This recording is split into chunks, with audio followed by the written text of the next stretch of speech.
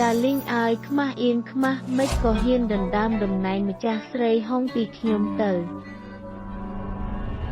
ខ្ញុំនឹងបញ្ជូនគ្រួសាររបស់អ្នកទៅស្ថានសួគ៌ប៉ូលីសចរាចរណ៍ឲ្យអ្នកធ្វើឲ្យគ្រួសារខ្ញុំរងនៅភាពអយុត្តិធម៌បើមានជីវិតក្រោយមកខ្ញុំនឹងសងអ្នកវិញ10 ដងអ្នកស្លាប់ហើយ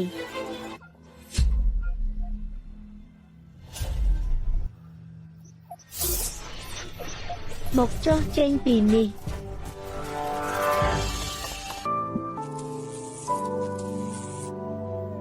តើអ្នកជានរណាខ្ញុំគឺយូរ៉ូជាមេតបស្រីមកពីភពផ្សេងខ្ញុំនៅទីនេះដើម្បីបំពេញបេសកកម្មមានតែបន្ទាប់ពីខ្ញុំបញ្ចប់បេសកកម្មចំនួន10ប៉ុណ្ណោះដែលខ្ញុំអាចចាក់ចេញពីផែនដីបានហើយអ្នកគឺជាគោលដៅដំបូងរបស់ខ្ញុំឥឡូវនេះខ្ញុំនឹងជំនួសអ្នកតើអ្នកអាចជួយខ្ញុំថែរក្សាដើមឈើបេះដូងយ៉ាងឆេងរបស់ខ្ញុំបានទេគ្មានបញ្ហា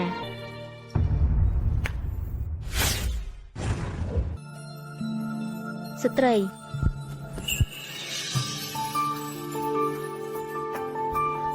តើអ្នកមិនអីទេវាមិនអីទេខ្ញុំមិនចង់ឃើញអ្នកធ្លាក់ក្នុងអន្ទាក់បែបនេះទៀតទេលេងសើចខ្ញុំបានសងសឹកអ្នកហើយជាច្រើនឆ្នាំមកនេះខ្ញុំតែងតែមានសំណួរក្នុងចិត្តថាតើអ្នកជានរណាខ្ញុំមកពីទីឱកាសហើយខ្ញុំមិនដែលឃើញអ្នកពីមុនមកទេទៅឆ្ងាយ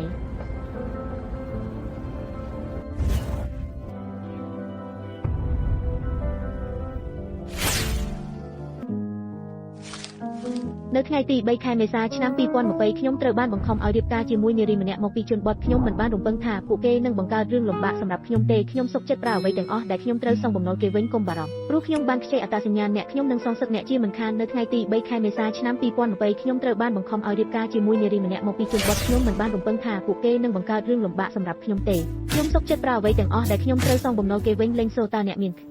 គ្រប់គ្រាន់ហើយឬនៅកុំគិតថាអ្នកនឹងត្រូវមើលខ្ញុំបើអ្នកខំរៀនពេញមួយថ្ងៃខ្ញុំកំពុងប្រាប់អ្នកថាអ្នកមិនល្អសំបីតែមួយម្រាមដៃរបស់ជាវនេះជាការបោកប្រាស់ដែលបានរៀបរាប់ក្នុងកំណត់ហេតុប្រចាំថ្ងៃតើអ្វីទៅជាការបញ្ចេញមិត្តនៅលើមុខរបស់អ្នកមិនអីទេត្រឡប់ទៅវិញខ្ញុំមិនចង់ខ្ជះខ្ជាយពេលនិយាយជាមួយអ្នកទៀតទេតើអ្នកឈរនៅទីនោះដើម្បីអ្វីចូលឡានខ្ញុំមិនដែលជិះឡានខូចបែបនេះទេដូច្នេះខ្ញុំមិនចេះបើកវាទេតើអ្នកយល់ទេ